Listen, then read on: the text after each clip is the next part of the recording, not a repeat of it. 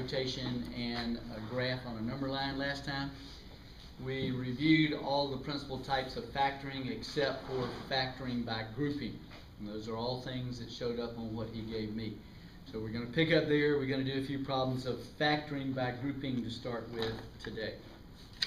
If you were not here the other day and want to get the notes from somebody or see me in the lab, I'll be glad to go over that with you. But it'd be a good idea for you to understand how to write solutions using intervals, set, and graphs, and also all your basic types of factors.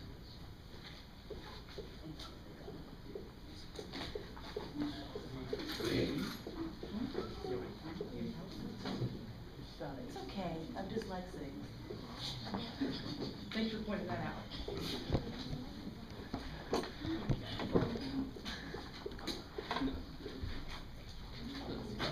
Okay. Mentioned the other day, when you're looking at factoring is kind of this big cloud to a lot of people. But if you approach it from a logical sequence, then it's not too bad. The first thing you always do anytime you're factoring is look to see if there's a common factor. Call it a GCF, greatest common factor. But you look at all the terms in the polynomial you're factoring. If there's anything common in terms of a number that will divide into all the coefficients, or the same variable shows up in every term, or a combination of those two, first thing you do is remove a common factor. Then you have one of three situations left. If you have two terms, something plus or minus something else. If it's two terms, there's two possible ways to factor. One is it could be the difference of two squares that then factors into a specific pattern. Or it could be a sum or difference of two cubes that again follows a very specific pattern. So that's true if it has two terms. You've got to consider two possibilities. Look at squares, look at cubes. If it has three terms, two different ways of factoring three-termed trinomials. One is generally trial and error, which most people seem to prefer. The other is busting the B or grouping it that some people like. So all those things we talked about the other day. So the last category of factoring is if you have specifically four terms. If you have four terms, the most common way to factor it is by grouping it. But as always, we look first to see if there's anything common to all four terms. There is no common factor all the way through there. There's an X with the first three, but not down here. So there is no common factor. So if you have a four-term polynomial, then we're going to group it or split it. I like to split it with a dashed line there. Some people put it in two parentheses, but the parentheses sometimes cause a problem if you split it initially with parentheses. So then with each pair of terms, we look for a common factor. So looking at these first two, I have the same variable. The smallest exponent is the square. So I pull out an x squared. And then I write what's left, x cubed, take out an x squared, leaves an x, minus 7x squared, take out the x squared, leaves a 7. So from just the first two, I pull out whatever's common to both of them. Now hopefully everybody's seen this before, and if you have, you should remember that you can factor by grouping only if I can make the same parentheses show up down here that I have here. So what I like to do is, as soon as I have this, I'm going to write it down here and then ask myself, can I pull something out here to make this show up? Well, I can if I divide out a 3 and leave it a positive 3. A positive divided by positive leaves the x, and a negative divided by positive leaves a negative 7. So in order to factor by grouping successfully, you've got to remove something from each pair of terms, leaving identically the same parenthesis in both cases. Once you have done that, then this parenthesis is now a common binomial factor. So anything that's common to both parts of that polynomial is now a common factor that we pull out, and then we write what's left. And it doesn't matter which order you write the binomial here, it doesn't make any difference. But the concept is I'm pulling out the common factor. When I pull it out here and pull it out here, what I'm left with is the x squared plus 3. In any factoring situation, you should be able to multiply what you just factored and get what you started with. X times x squared is that x cubed right there. X times that plus 3 is that plus 3x there. Negative 7 times x squared is that negative 7x squared there. And the negative 7 times a positive 3 is a negative 21. So those would be the correct factors for that 4-term polynomial. It's called factoring by grouping. Any questions there? Take a minute, try that next one while I find out.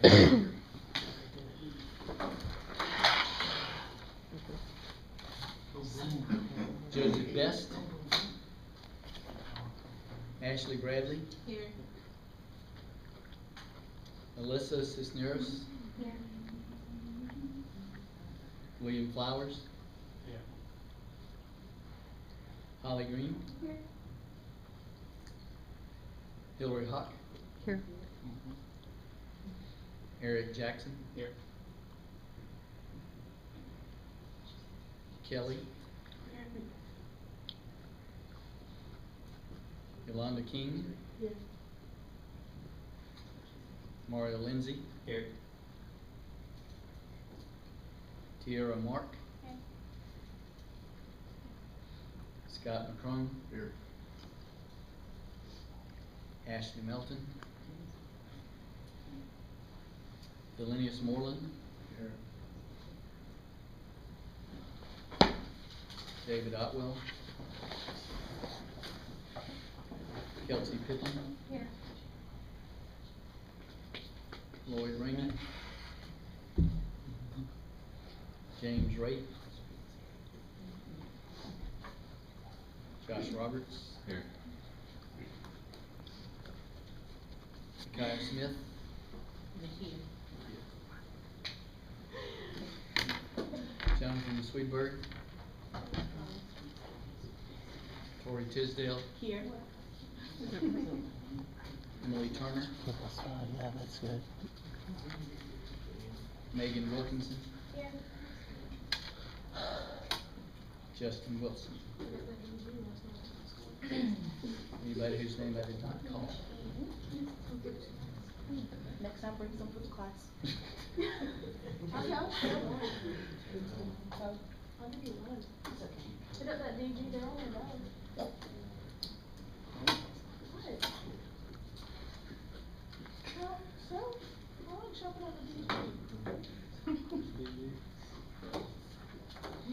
Okay, factoring by grouping again.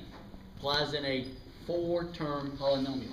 Once again, we have nothing common all the way through. If there's nothing common all the way through, break it after the first 2. From the first pair of terms, I can remove a 3k squared. I have a question. Okay? Just for like future knowledge, you always do the first 2, like you can never switch them out? And switch them up, you mean like rearrange the terms? I mean like, never mind. Like she's saying like 6K to the third And do minus 4. 10? Yeah. Or No, minus not 10. 4K, just either one. 6K and 4K, could you put those 2 together? You can. Okay, so it doesn't matter which 2 you do. The only thing that matters is when you get your final answer, will you multiply it back to get what you started with? And yes, 4-term polynomials can be rearranged. Not that there's usually an advantage to doing that, but if you see that these 2 fit together because of the 2's and these 2 fit together because of the 5's, you can rearrange it Okay. and do it that way. Okay, so it's not, okay, so you can do it, but it's not always your best idea. It's just that you don't really gain any advantage doing that. You should, I just see if it can be done. you should still be able to multiply your answers together to verify that it's right. But yes, the answer to the question is they can be done in a different sequence. I did it the right way. I was just asking for. Okay. Basically, the answers don't do it. If it had been arranged in a combination that didn't work, you may then try to rearrange it, see if you can arrange it so it does. But I don't know. I've been doing this for 40 years, and I've never seen it arranged in an order where it couldn't be done. Okay, thank you. All right, pull out the 3k squared. I'm left with the 2k 3K squared. plus 5. I just didn't. Remember, from each pair, you're pulling out as much as you can. It won't work right if you don't pull out everything you can. Now, as soon as I see that 2k plus 5, I know I've got to have a 2k plus 5 down here. So that should catch my attention when I see that my 2 terms up here are negative. but I need them to both be positive, so for my sign rules, I can turn two negatives into a positive by factoring out a negative. Because a negative divided by negative will leave a positive. A negative divided by negative will leave a positive. So anytime your signs need to be reversed, and this is a general principle in math, you can always factor out a negative to reverse the signs in any binomial or any set of parentheses where you need the signs reversed. So now the binomials are the same. That is a common binomial factor, 2k plus 5. Writing what's left, 3k squared minus 2. So that if I check it, 2k times 3k squared is 6k cubed. 2k times a minus 2 is a minus 4k. 5 times 3 is 15k squared. And 5 times a negative 2 is that negative 10. So that's the last of the major types of factoring that you possibly see. Any questions on grouping? Okay, completely different topic. He's got some examples on systems of equations. Solving systems of equations.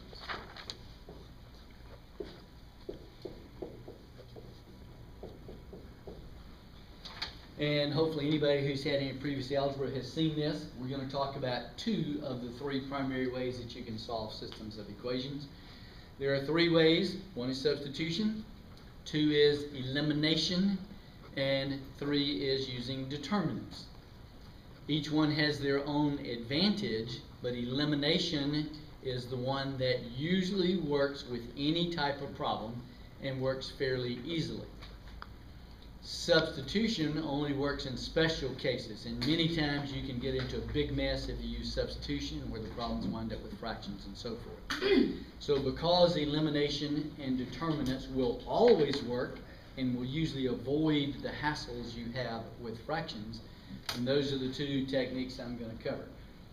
So solving a system of equations by elimination. The word elimination tells you what you're trying to do. You're trying to make something disappear. And one of the key principles of algebra is you can do anything to an equation as long as you do it to the entire equation. So I can take an equation and change all the numbers by multiplying the entire equation by a number if needed be. I can take two equations where I've got something equal to something and something equal to something and add those two equations together.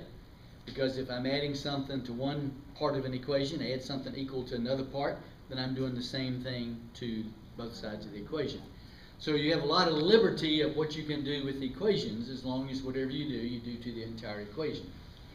So the process of elimination allows us to try to figure out a way that I can add these two equations together and in doing so make something disappear.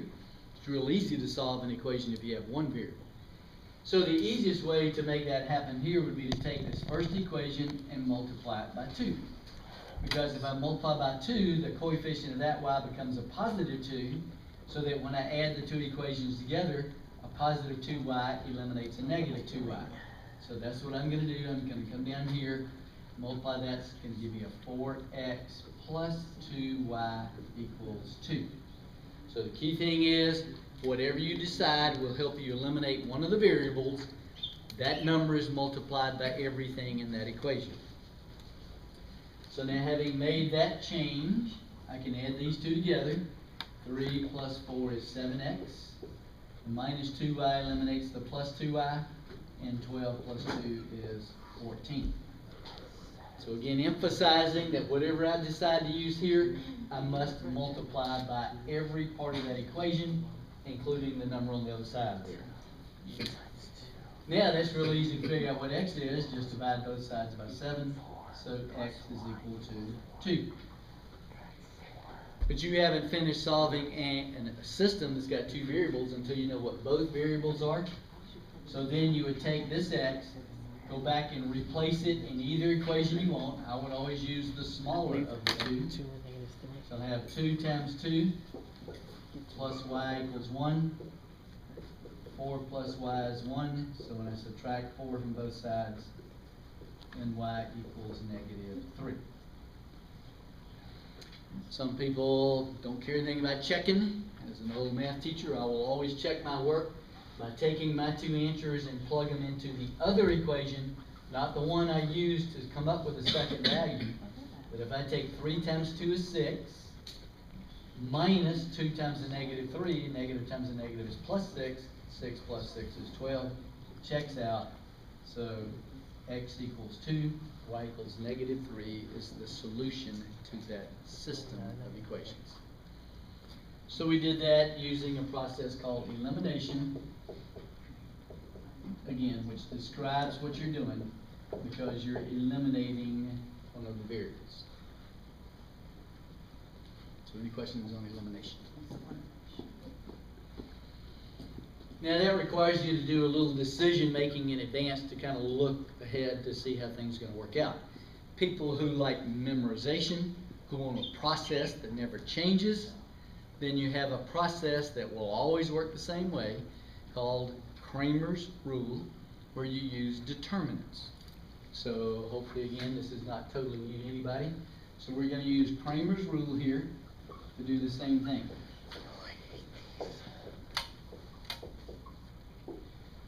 Cramers Rule uses what's called a 2 by 2 determinant, which I'm going to show what to do with the determinant first. A 2 by 2 determinant is an array of numbers written inside of 2 vertical lines. It has 2 columns and 2 rows. So if I have a 2 and a 5 and a negative 3 and a 1. It's called a 2 by 2 determinant. And if you see an array like that, there's a specific pattern to follow to simplify or find the value of that determinant. You always multiply diagonally, upper left times lower right, so that's 2 times 1. And then you will always subtract before you ever look at the signs, and subtract the product of the other diagonal, which is a negative 3 times 5. So simplifying a 2 by 2 determinant is multiply top left times lower right, put a subtraction sign, and then multiply lower left times top right. You do one more of those, because I don't know. All right, we haven't finished it yet. Oh. 2 times 1 is 2. The 2 negatives give you a positive, so that's a plus 3 times 5 is plus 15. So the value of that determinant is 17. So when you evaluate a determinant, it's multiply, subtract, multiply. We'll fit it here in a minute. Okay. So then if we do another one, if I've got a negative 4 and a 3 and a 2 and a negative 5. It's always the same exact process. Start in the upper left-hand corner and multiply. So that's negative 4 times a negative 5. Put a subtraction before you ever look at the other numbers. And then from here, 2 times 3. So there's multiply, subtract, multiply. And then negative times a negative is positive 20. Minus 2 times 3 is minus 6. 20 minus 6 is 14. So the value of that determinant is 14. All right, so very specific process. That's the way you evaluate any 2 by 2 determinant. So how do we apply that? We're going to take the same system of equations here. 2x plus y is 1.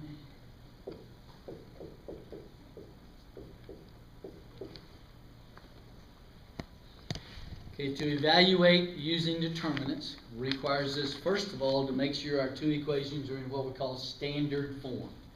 Standard form always has your variables in alphabetical order on the same side of the equation, equal to the numbers on the other side. So x's and y's equal to the number, x's and y's equal to the number. So those 2 equations are in standard form. So if they're in standard form, the first thing we're going to do is evaluate what most people call the key. And the key is always a 2 by 2 determinant formed by taking the coefficients of your variables exactly as they appear here. So there'll be a 2, a 1, a 3, and a negative 2. So the key always comes from your coefficients once you have your 2 equations in standard form. The signs go with the numbers. So I'll multiply 2 times a negative 2 minus 3 times 1. 2 times negative 2 is a negative 4, minus 3 times 1 is 3. That gives me a negative 7. So the key, some people call it the big D, for big determinant, but whatever you call it, that's the first thing you do. And then here's where it gets a little tricky. If I'm going to solve for x, I'm going to have another 2 by 2 determinant divided by the key. So the key is going to go on the bottom. The other 2 by 2 determinant is found by taking the constants over here and put them in place of the coefficients of the variable you're solving for. So if I'm solving for x, my x numbers go away and they're replaced by the 2 constants from the other side of the equation. So those 2 numbers replace the coefficients of the variable you're solving for. The other coefficients stay right where they are. So the y numbers will stay in their place, but the x numbers are replaced by the 2 constants. Then I do the same sequence. 1 times negative 2 minus 12 times 1. Negative 2 minus 12 is negative 14 divided by negative 7, which is a positive 2, which is the same 2 we got a while ago. So, if you're given a system of equations solved, you got options as to how to do it. It's just a matter of your personal preference. If you're good at manipulating numbers, looking ahead to see what I need to do here, this is my personal preference. But if you're good at following a pattern, this is a pattern that never changes. Put them in standard form, find your key, another determinant for the x, divide. And then we would change it only a little bit for the y. Find y, another determinant over the key. This time, since I'm looking for the y, the x's go back where they belong. So the 2 and the 3 go there. But I replace the y with the constants from the other side, so the 1 and the 12 go here. So that's 2 times 12 minus 3 times 1. 24 minus 3 is 21 over negative 7, which again is the same negative 3 we got a while ago. So 2 different ways to do the same thing. If you happen to have a fairly sophisticated calculator with an equation solver built into it, equation solver is actually this process programmed into the calculator. Calculators are best, computers are best at doing repetitive processes that follow the same pattern over and over again. You can program that pattern, and then you put the numbers in. As long as you put the numbers in the right sequence, it instantly will do that calculation. So if you happen to have a calculator with an equation solver, then it doesn't matter whether you're dealing with a 2 by 2 system, which is 2 equations with 2 variables, or 3 by 3, 3 equations with 3 variables, x, y, z. What that equation solver asks you to do is put in the 3 numbers for your first equation, coefficient, constant. Make sure it's in order. Then the 3 for the second equation, and then when you hit go, instantly it'll give you what those values are, because it's a fixed process that it will do over and over again. So elimination and substitution, the 2, generally speaking, easiest ways to solve a system. Alright, take a few minutes and solve this one, whichever way you prefer.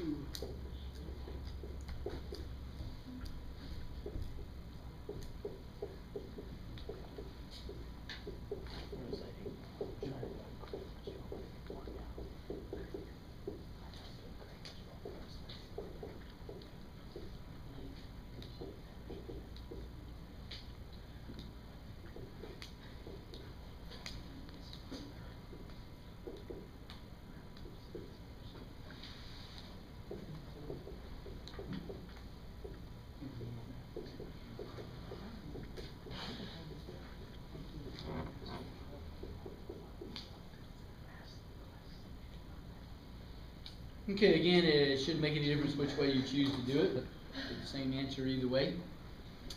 The way I chose to start when I did elimination was I saw that once I put it in standard form, and it's got to be in standard form to use either elimination or substitution, easiest way to eliminate something is to multiply that by a positive 3. Now, there's 25 people in here. You could have started 25 different ways.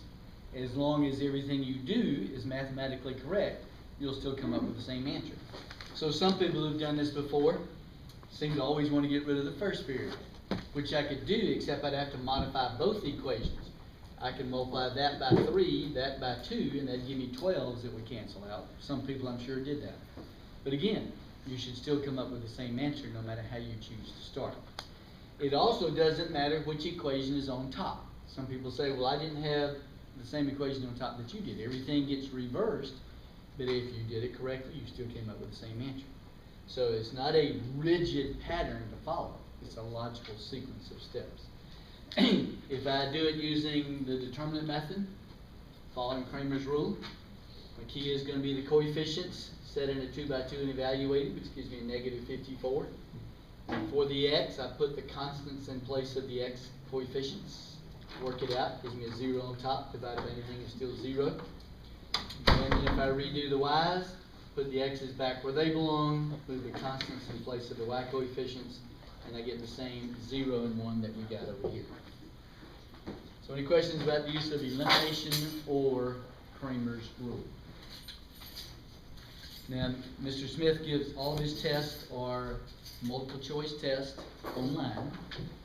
And one of the things I always tell students who come into the lab is when you're taking his test, if he gives you instructions, says solve the following system of equations using substitution. Well, all you got to do is put the answers in. So these things where you have multiple alternatives for how to do something, even though the instructions may say to do it a certain way, as long as you can do that problem any way you can, then it doesn't really matter because he doesn't require you to show the work, he just requires you to come up with the answers. So if you're trying to learn something like systems of equations, where there are multiple ways to solve systems of equations, my advice is if you're a good math student and things come real easily to you, learn all the ways and just use whichever one works best. If you're not that strong a math student, learn one way and be able to do that way well, and then you can work any kind of problem using that technique. So it depends on which category you fit into. If you're the kind of person that doesn't understand math but you can memorize things, you would want to learn the principle of Cramers Rule, because it will work every time no matter what the problems look like. Yes? When you did Kramer on the X right there, how come you did the 9 after you already, multiplied the 3 by the 4x? You got 9, negative 9, 9, negative 9. And it really just a 4x equation. You could have gone back to the original equation, yes. Okay. And actually, when I did that, I was thinking, I hope somebody asked this because I need to make a point here. So, since he asked that, I'll make the point that I was hoping to make. When you have an equation that's been modified, as long as you modified it correctly, whatever you do with the original equation is the same result as if you do it with a modified equation. Okay? So it really doesn't matter as long as the equation has been modified legally. Any modified equation will do the same thing as the original equation. Okay, so again, based upon your particular abilities, you may want to make sure you can do all the techniques or just be very comfortable with one. Now the same thing applies to solving quadratic equations. Quadratic equations are equations where you have an exponent on one of the variables of 2. It's got a square in it. When you have an exponent of 2, there are 3 primary ways that you can solve quadratic equations. If the problem can be factored, that is usually the quickest, easiest way to solve a quadratic equation. We're going to do one here in a minute. So the first method is by factoring, but all equations can't be factored. The technique that will always work, again, sort of like Cramers Rule will always work here, the technique that will always work is a quadratic formula. No matter what your problem looks like, if you've got a square in it and you're told to solve that quadratic equation, the quadratic formula will always work. There's a third technique called completing the square. Completing the square, probably for most people, the most difficult of the three. And again, from previous tests I've seen, he's required students, or he's given instructions, solve this quadratic equation by completing the square. But again, since it doesn't require you to show the work, then as long as you can solve it, use whatever technique works. So if you're a good math student, things come easily to you, you remember a lot of this, you learn all three. You use whichever one seems to work best for you in any given situation. But if you're not a good math student, and again, you're good at memorization, memorization allows you to use the quadratic formula without having to think, basically, in a sense. So the quadratic formula, which I'm going to write here, and then we're going to use it here in a minute, you can find any value and use x generally as the variable by taking negative b plus or minus the square root of b squared minus 4ac all over 2a. So we'll talk about the meaning of that here in a minute. But that's what we know is the quadratic formula. Please make sure the fraction line goes all the way across. Everything up here on top of that fraction, the 2a on the bottom of the fraction. So let's solve a quadratic equation. And we're going to do factoring first and then the quadratic formula.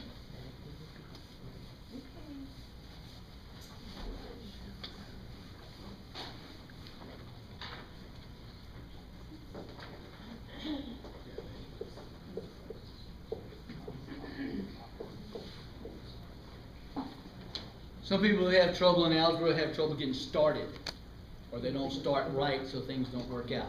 There's certain things that you've got to remember. For example, in solving the systems of equations we just did, if we're going to use either elimination or Cramers Rule, we first put the equations in what's called standard form. X is lined up, Y is lined up, equal to the numbers on the other side lined up. Well, the same principle applies if you're going to solve a quadratic equation by factoring or by use of the quadratic formula. You first begin by putting in the equation what's called standard quadratic form. In fancy language, that's ax squared plus bx plus c equals 0. That's called standard quadratic form there. In other words, everything on one side of the equation equal to 0, starting in order with the highest exponent, then the lower of the two exponents, and then the constant by itself. So there's standard quadratic form. So the first thing I've got to do here is move this 14 over here by subtracting it. Gives me x squared minus 5x minus 14 equals 0. So the key to the quadratic formula is making sure everything is equal to 0. Now if we're solving by factoring, again, which is the preferred technique if you can factor, okay? We have a trinomial here. We must start with an x times an x to get the x squared. Negative third term means one of these has got to be positive, one's got to be negative.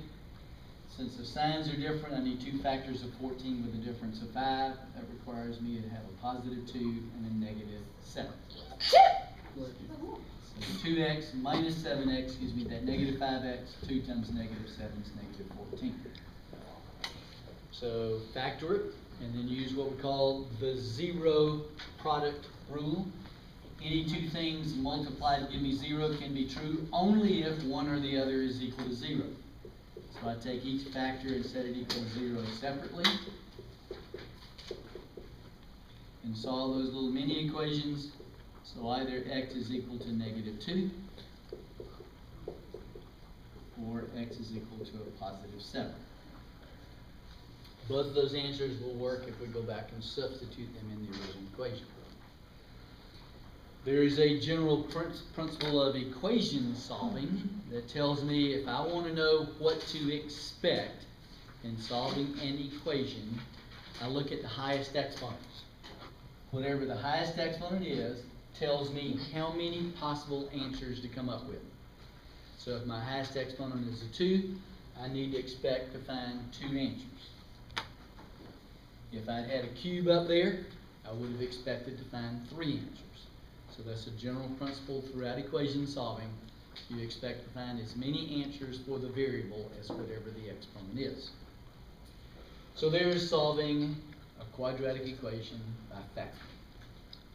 Pretty quick and easy if the problem can be factored. But let's assume for a minute they can't. So we take our same equation, and again, we have to make sure it's in standard form. So that's everything in order equal to 0. Well, in standard form, whatever the coefficient of the x squared is, that's the a. So in this case, a is equal to 1. The b is always what's in front of the x, so in this case, the b equals a negative 5. The c is always the constant, so in this case, c is a negative 14. So any questions on where the a, b, c come from? So we can solve for x by taking the negative of b, which is a negative number. So this negative comes from the formula. If the number itself is negative, that's a separate negative sign. The most common mistake made in solving quadratic equations using the quadratic formula is a sign mistake here. The plus or minus represents the fact that I'm going to come up with two different answers here. And then inside, I take the same negative 5, that b, and square it. Minus 4 is always in the formula, times my a is 1, times my c is negative 14. All over the 2 is always in the formula, times the a is 1 again. So any questions about how those numbers fit in there? So then I simplify. The negative of negative 5 is 5, plus or minus square root of 25. Then 4 times 1 is 4, times 4 is 56, and negative times a negative is positive, so that's plus 56 all over 2. I've got to complete the work inside the radical, so that's 5 plus or minus the square root of 81 over 2. 81 is a perfect square. That makes this pretty easy to work out. 5 plus or minus 9 over 2. And here's where I get my two different answers from. So for 1, I take 5 plus 9 over 2. That's 14 over 2 is 7. That's good. Same 7 we came up with here. And then second is 5 minus 9 over 2. Negative 4 over 2 is negative 2. The other answer we came up with. So again, the advantage of using the quadratic formula is you don't have to make any decisions. If your factoring is weak, it's just a matter of putting the numbers in the right place and working it out. Any questions there? All right, see what you can do with this.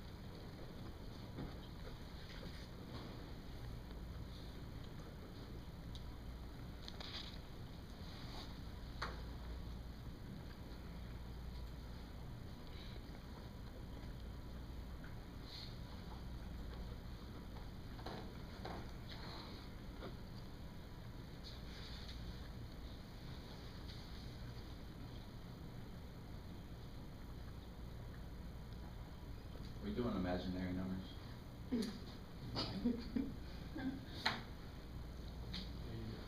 Answer yes or no.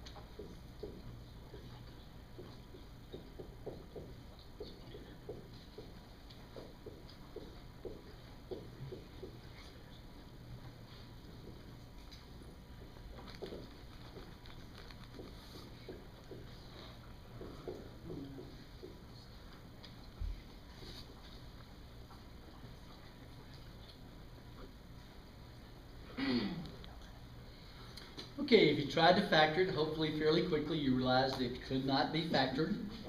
When it cannot be factored, then the smart thing to do is go straight to the use of the quadratic formula.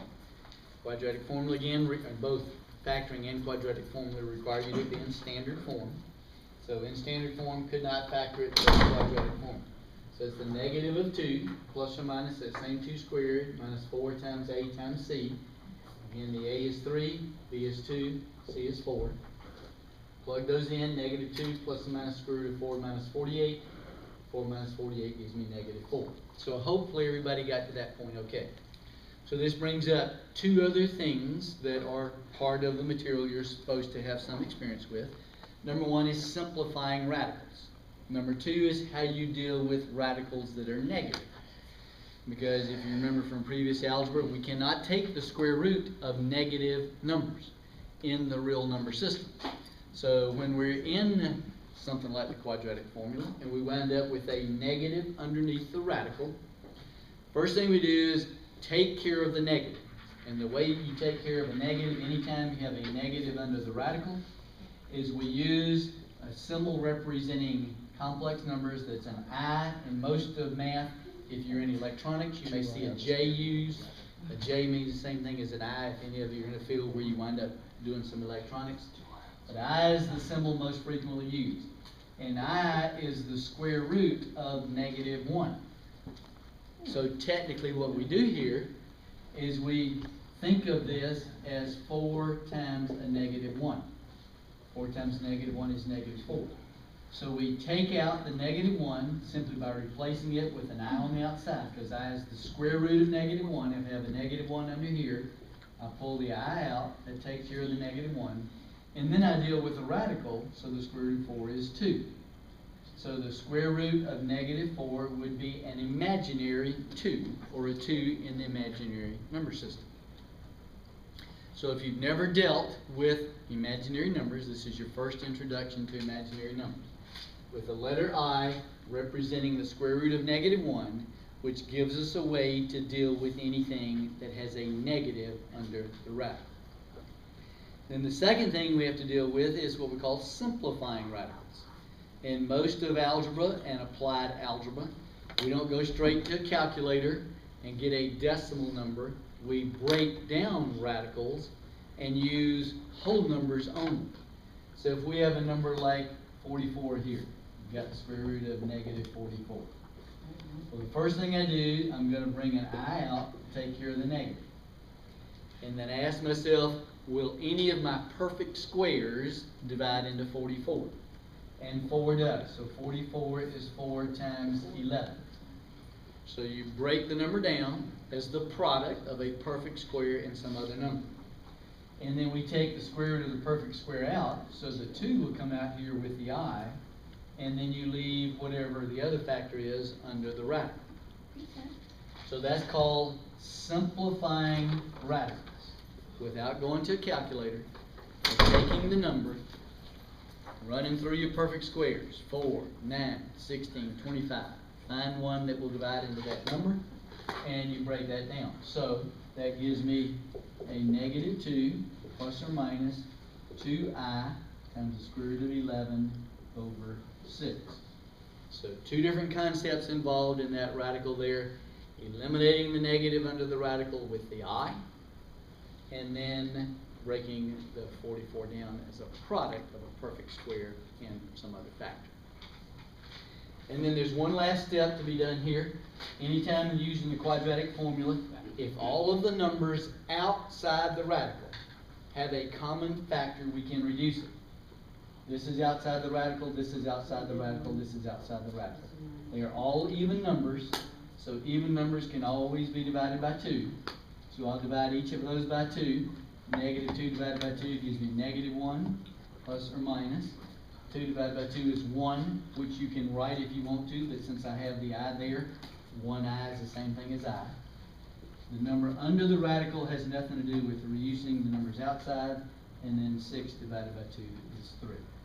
So this would be the complete answer there, requiring you to know a little bit about the quadratic formula, dealing with imaginary numbers, and then reducing the radical.